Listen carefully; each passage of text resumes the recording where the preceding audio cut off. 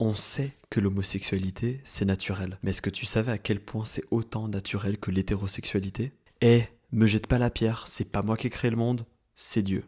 L'homosexualité existe dans la nature. Si tu nies ça, c'est Dieu que tu nies. Finalement, c'est comme si tu croyais que Dieu existait, mais jusqu'à ce que ça te plaise plus.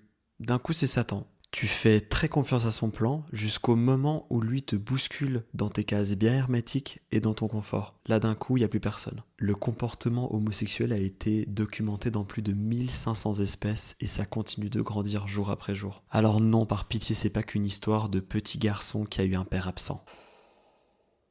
Les pingouins, les lions, les dauphins, la liste est tellement longue. Les pingouins, par exemple, que ce soit mâle-mâle, femelle-femelle, ça a été documenté que souvent, ils recueillent les pingouins orphelins pour pouvoir les faire grandir. Tiens, c'est dingue, dans quelle autre espèce il y a une chier d'orphelins? Dieu a mis un arc-en-ciel dans chaque couche de la création, mais toi tu oses dire que la couleur est un péché. Il a créé des êtres capables d'amour, mais toi tu dis que c'est hors de son plan. Tu chantes la beauté de la création, mais t'as des œillères et tu refuses de voir l'entièreté de celle-ci.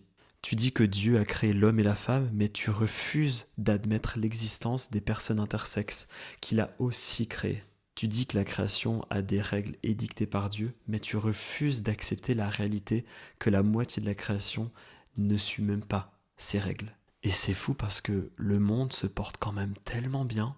Peut-être que finalement ce n'est pas tant la queerness qui défie la nature, mais la queerness qui défie ton confort, ton hermétisme, ton homophobie. Alors non, être homo, c'est pas contre nature. C'est bien plus que normal, c'est divinement naturel.